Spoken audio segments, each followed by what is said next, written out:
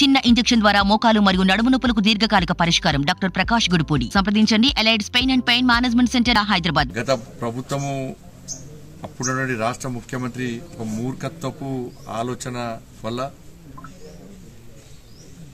317 అనే ఒక జీవో తీసుకొచ్చి ఉద్యోగులను ఉపాధ్యాయులను చెట్టుకొని పుట్టుకొని చేసి వాళ్ళ జీవితాలను సర్వనాశనం చేసినటువంటి మూర్ఖుడు గతంలో రాష్ట్ర ముఖ్యమంత్రి. దానికి వ్యతిరేకంగా ఉపాధ్యాయ ఉద్యోగ సంఘాలు రోడ్డు మీదకి ఆందోళన చేసినప్పుడు కూడా, దీన్ని సవరించాలని చెప్పి డిమాండ్ చేసినప్పుడు కూడా చాలా మంది ఉపాధ్యాయులు ఉద్యోగులు ఆత్మహత్య చేసుకున్నారు. చాలా మంది ఇలా గుండెపోటు గురై మరణించడం జరిగింది. అయినప్పుడు కూడా ప్రభుత్వం మూర్ఖత్వంగా ఆలోచించి తప్ప సమస్యను పరిష్కారం చేయాలని చెప్పి ఆలోచన అప్పటి ప్రభుత్వానికి లేదు. వాళ్ళ ఇబ్బందులను వినేటువంటి పరిస్థితి కూడా అప్పటి రాష్ట్ర ప్రభుత్వానికి లేదు. భారతీయ జనతా పార్టీ ఆందోళన చేసిన తర్వాత నేను నా పార్లమెంట్ కార్యాలయంలో ప్రజాస్వామ్యంగా సామరస్యంగా ఆందోళన చేస్తుంటే నా పార్లమెంట్ కార్యాలయం మీద ఫైర్ ఇంజన్లతోని కట్టర్ మిషన్లతోని పోలీసులు లాఠీచార్జ్ చేసి నాతో పాటు అనేక మంది కార్యకర్తలను జైలుకు పంపిన విషయం కూడా అందరు తెలిసింది.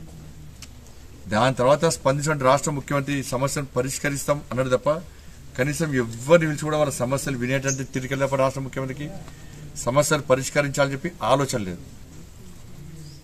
కాబట్టి అప్పుడే డిమాండ్ చేసినాం, దీన్ని సవరించండి, వాళ్ళ బాధలు వినండి, దీనివల్ల న్యాయం జరిగితే న్యాయం చేయండి, వాళ్ళకి న్యాయం జరగాల్సిన వాళ్ళకి న్యాయం చేయండి. ఎవరైతే అన్యాయానికి గురారో, ఎవరైతే ఇబ్బంది పడుతున్నారో వాళ్ళని పిలిచి సమస్యను పరిష్కరించండి, ఈ జీవోను సవరించాలని చెప్పి గతం నుంచి కూడా డిమాండ్ చేస్తున్నాం. ఇంతవరకు రాష్ట్ర ప్రభుత్వం సమస్య పరిష్కరించలే. ఇప్పుడు కాంగ్రెస్ పార్టీ ప్రభుత్వం నాయకులు కూడా అప్పుడు ఈ జీవోను సవరించాలని చెప్పి వాళ్ళు అప్పుడు రిక్వెస్ట్ డిమాండ్ చేయడం జరిగింది. ప్రభుత్వం ఏర్పడ్డది, ఇప్పుడు కూడా అది ఖర్చు అయ్యే పని అయితే కాదు, దాని నిధులు కేటాయించేటువంటి పని అయితే కాదు. కాబట్టి వెంటనే 317 జీవో వల్ల ఇబ్బంది పడుతున్నటువంటి ఉద్యోగ ఉపాధ్యాయులను కాపాడాల్సిన బాధ్యత ఈ రాష్ట్ర ప్రభుత్వం మీద ఉంది. దాన్ని సవరించాల్సిన బాధ్యత ఈ రాష్ట్ర ప్రభుత్వం మీద ఉంది. దానివల్ల ఎవరికి న్యాయం జరిగితే వాళ్ళ గురించి ఆలోచించకండి. వాళ్ళు న్యాయం జరిగినట్టు వాళ్ళు సంతోషంగా ఉండొచ్చు, కానీ చాలా మంది నష్టపోతున్నారు దీనివల్ల. వాళ్ళని పిలిచి వాళ్ళ సమస్య పరిష్కరించాల్సిన అవసరం ఉంది, ఈ రాష్ట్ర ప్రభుత్వం మీద ఉంది.